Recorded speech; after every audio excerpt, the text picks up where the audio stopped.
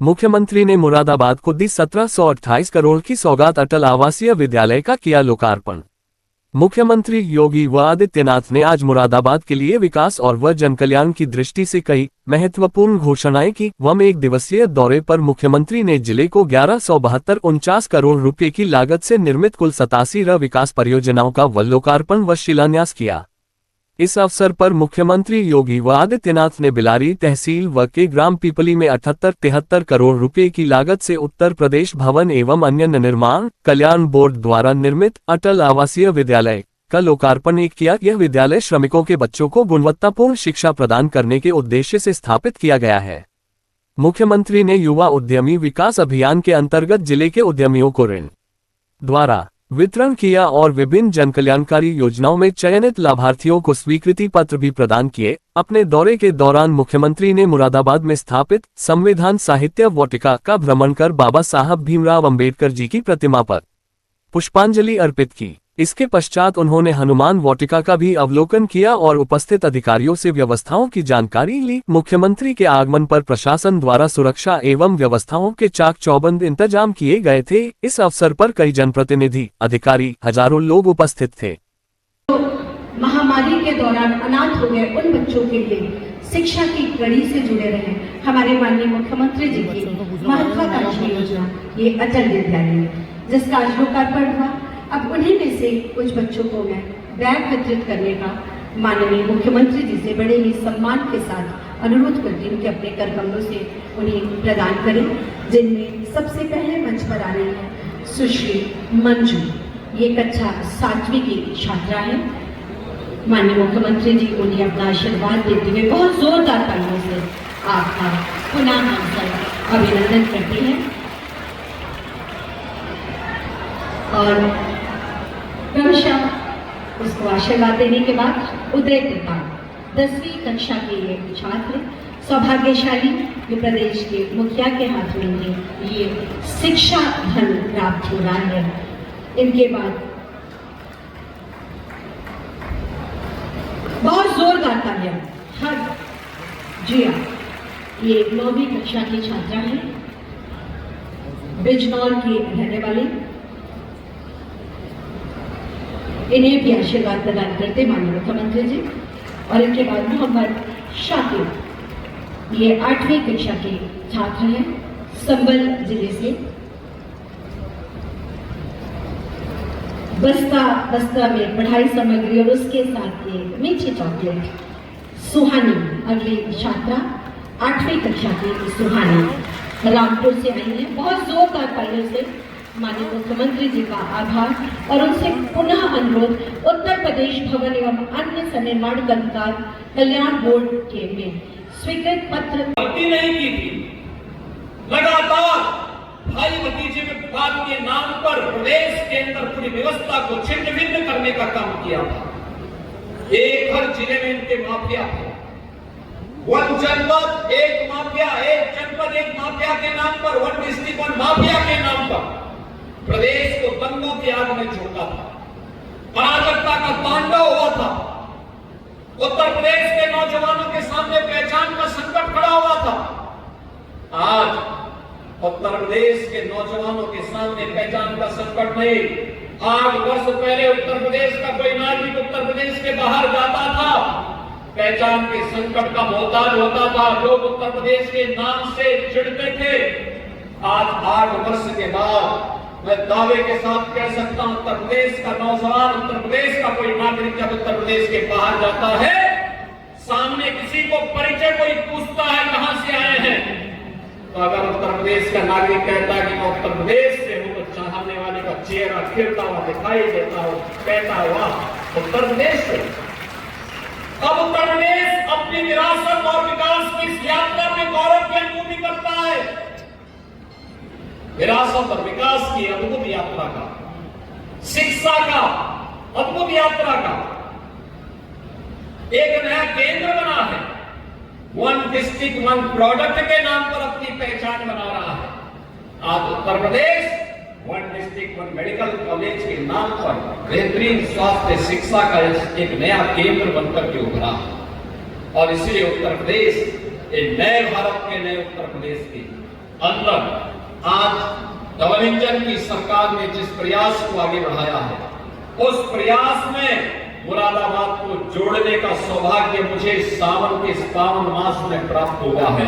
इस अवसर पर मुरादाबाद वासियों को जब एक आवासीय विद्यालय सरदेव अटल बिहारी वाजपेयी जी की शताब्दी महोत्सव के अवसर पर मुरादाबाद और मंडल के वासियों को प्राप्त हो रहा है, और यह भी तब जब इसी माटी के सपूत भारतीय जनता पार्टी के प्रदेश के अध्यक्ष हों, तब यह विद्यालय यहाँ उसके उद्घाटन समारोह में स्वयं प्रदेश अध्यक्ष माननीय चौधरी भूपेंद्र सिंह जी स्वयं उपस्थित हैं। इस अवसर पर मैं आप सभी को के प्रति हृदय से बधाई देता हूं, अपनी शुभकामनाएं देता हूं। जो बच्चे यहाँ अध्ययन कर रहे हैं उनके लिए उत्तम शिक्षा की व्यवस्था है, स्पोर्ट्स की व्यवस्था है, स्किल डेवलपमेंट की व्यवस्था है।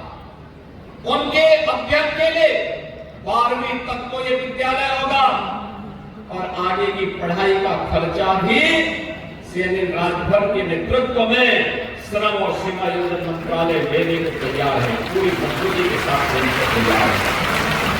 अच्छी शिक्षा दिलाएंगे। जो मेडिकल के क्षेत्र में जाना चाहेगा, मेडिकल की, जो इंजीनियरिंग के IIT JEE में जाना चाहेगा, वहां की पढ़ाई का खर्चा या उच्च अध्ययन के लिए जहां कहीं भी होगा, ये सरकार, डबल इंजन की सरकार अपने श्रमिकों के साथ प्रधानमंत्री मोदी जी के मंत्र सबका साथ और सबके विकास के भाव के साथ कार्य करेगी। यहां भेदभाव नहीं होता योजना में।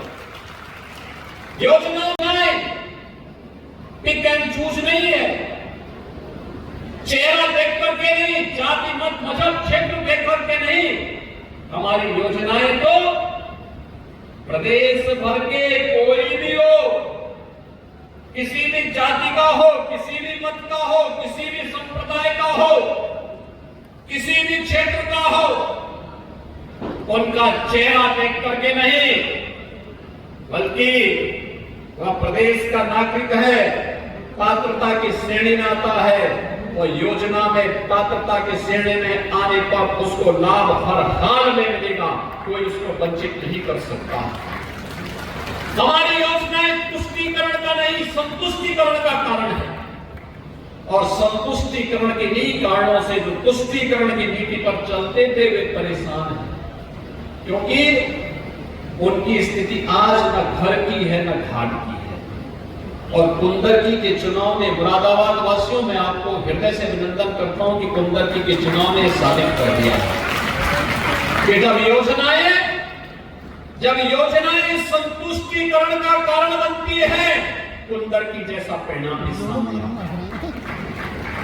योजनाएं जब तुष्टीकरण का कारण बनती थी तो दंगा होता था, अराजकता फैलती थी, गुंडागर्दी फैलती थी। अब गुंडागर्दी नहीं, अराजकता नहीं, देश की सुरक्षा की प्रति प्रतिबद्धता इन नौजवानों के अंदर, हर नागरिक के अंदर देखने को मिलती है। ऑपरेशन सिंदूर के अंदर हमने भारत के उत्साह को देखा। प्रधानमंत्री मोदी जी के मार्गदर्शन में भारत की सेना के शौर्य और पराक्रम का लोहा दुनिया ने माना।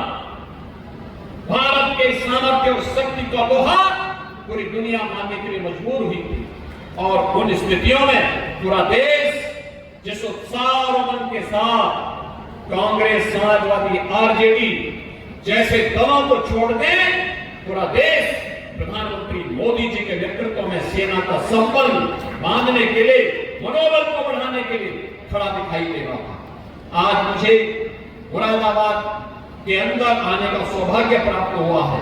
आप सभी को मैं इस अवसर पर बधाई देता हूं। रक्षाबंधन और श्री कृष्ण जन्माष्टमी की भी हृदय से शुभकामनाएं देता हूं। रक्षाबंधन पे हमारी सरकार ने तय किया है 8, 9 और 10 अगस्त को 3 दिन के लिए उत्तर प्रदेश परिवहन निगम और नगर विकास से जुड़ी हुई जितनी भी बस सेवा होगी, सब में फ्री में महिलाओं को यात्रा और बहनों को यात्रा की पूरी सुविधा उपलब्ध है। उत्तर प्रदेश के अंदर वे जहां भी यात्रा करना चाहेंगे वे करेंगे। और यही नहीं, जन्माष्टमी के दिन हर थाना, हर पुलिस लाइन में भी श्री कृष्ण जन्मोत्सव के आयोजन भव्यता के साथ संपन्न होते हैं। भगवान श्री कृष्ण का जन्मोत्सव परित्राणाय साधूनाम विनाशाय च दुष्कृताम, और मुरादाबाद से ज्यादा कौन इस महत्व को समझ सकता है।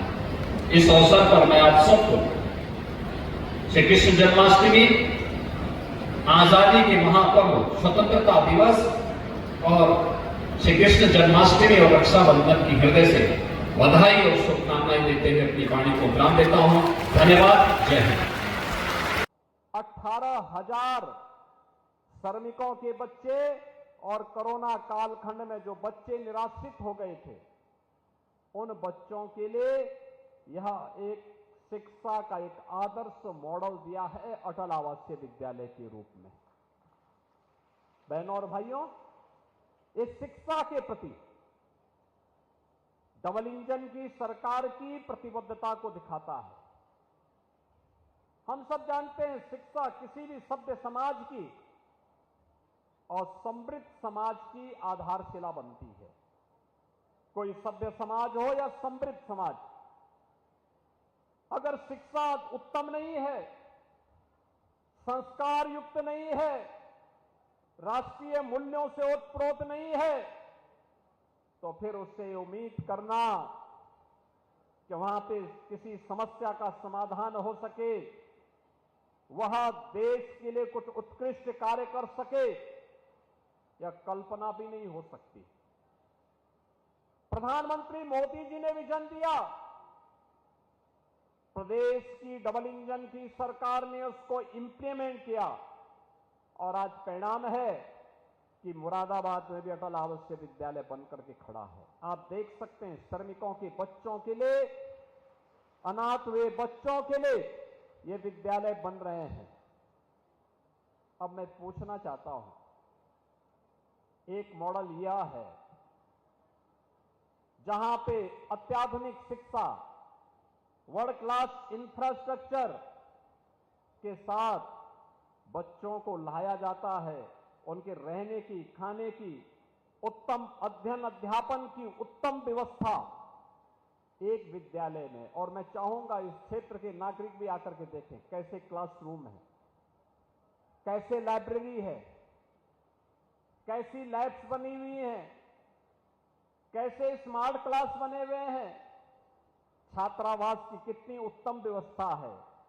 मेस में देखिए, खान पान की व्यवस्था को देखिए और तब तुलना करिए समाजवादी पार्टी की सरकार के समय की उस अराजक व्यवस्था को, जहां विद्यालय थे लेकिन शिक्षक नहीं थे, जहां पे शिक्षक थे लेकिन छात्र नहीं थे, क्योंकि किसी को विश्वास ही नहीं था कि यहां पढ़ाई भी होगी।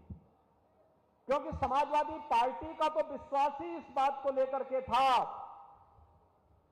कि नकल हमारा जन्मसिद्ध अधिकार है।